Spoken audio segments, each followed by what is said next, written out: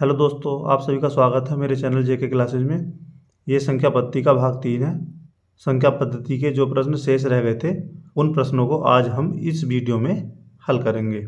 जिन्होंने मेरे चैनल को अभी तक सब्सक्राइब नहीं किया है वो जल्दी से चैनल को सब्सक्राइब कर दें और बेल आइकन को दबा दें ताकि वीडियो की नोटिफिकेशन तुरंत पा सकें। तो आइए शुरुआत करते हैं इस प्रश्न से। प्रथम अभाज्य संख्या कौन सी है?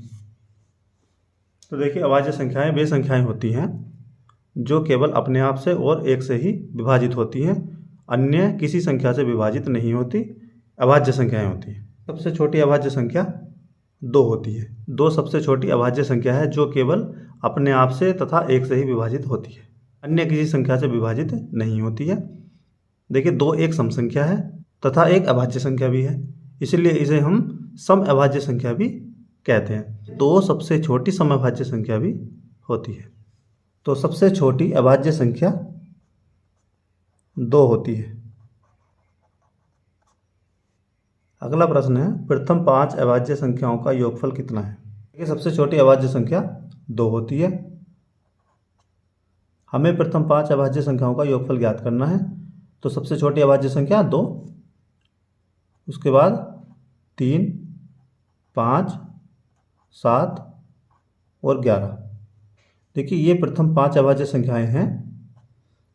अब इनका योगफल ज्ञात करेंगे। 2 + 3 + 5 + 7 + 11,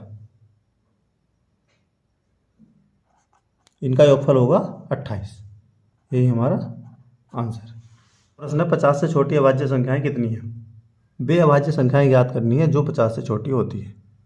तो देखिए, अभाज्य संख्याएं ज्ञात करने का एक सूत्र है I/OU। अब इन्हें हम वर्णमाला के क्रम अनुसार लिख लेंगे। I, वर्णमाला में I के बाद आता है O, फिर U और फिर Y। देखिए, I 90वें स्थान पर होता है, O 15 स्थान पर होता है, U 21वें स्थान पर होता है, Y 25वें स्थान पर होता है। 1 से 25 तक कुल 9 संख्याएं अभाज्य होती हैं। 15 1 से 50 तक की अभाज्य संख्याएं हैं। 21 1 से 75 तक की अभाज्य संख्याएं हैं और 25 1 से 100 तक की अभाज्य संख्याएं हैं। 50 से छोटी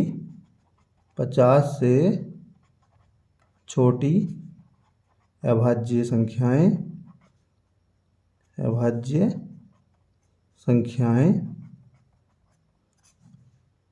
15।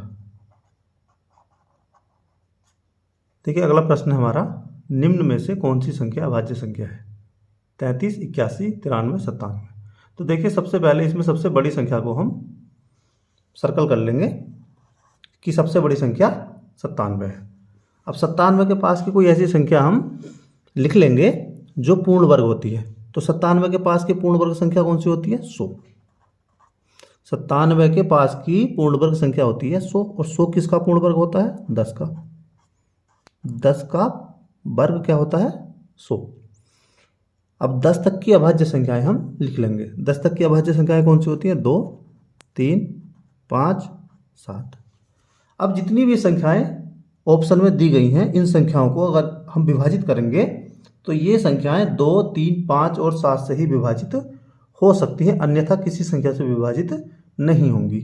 तो आइए चेक करते हैं। 2 से हम जब 33 को विभाजित करेंगे नहीं होगी, 3 से विभाजित करेंगे हो जाएगी, इसलिए 33 एक भाज्य संख्या है। अब 81 को विभाजित करेंगे तो 81 2 से विभाजित नहीं है, 3 से विभाजित है, इसलिए 81 भी एक भाज्य संख्या है। अब हम 93 को विभाजित करेंगे, 2 से विभाजित नहीं है, 3 से विभाजित करेंगे, ये 3 से विभाजित हो जाती है, अतः 93 भी एक भाज्य संख्या है। इसके बाद आती है 97। 97 2 से विभाजित नहीं है, 3 से विभाजित नहीं है, 5 से विभाजित नहीं है और 7 से विभाजित नहीं है, अतः 97 एक अभाज्य संख्या है। यही हमारा आंसर होगा। देखिए, अगला प्रश्न है, यदि a तथा b 2 विषम संख्याएं हों तो निम्न में से कौन सी संख्या एक सम संख्या होगी? इसके ऑप्शन है a + b, a + b + 1, ab, ab + 2। तो देखिए, दो विषम संख्याओं का योगफल सदैव एक सम संख्या होता है। देखिए यहाँ a और b दो विषम संख्याएं हैं। a को हम कोई विषम संख्या मान लेंगे, मान लिया कि a 3 है और b 5 है। 3 और 5 को जोड़ लेंगे तो 3 और 5 हो जाएगा 8, और 8 क्या है, एक सम संख्या। तो फिर दूसरा चेक करेंगे, a प्लस बी प्लस 1।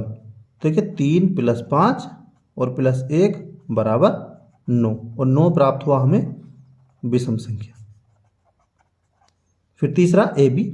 देखिए दो विषम संख्याओं का गुणनफल सदैव एक विषम संख्या ही होता है।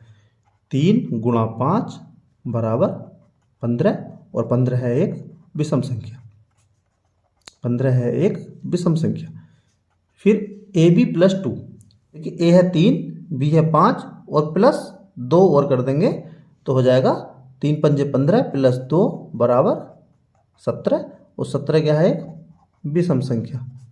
17 भी एक विषम संख्या है। तो देखिए इसका पहला उत्तर सही है।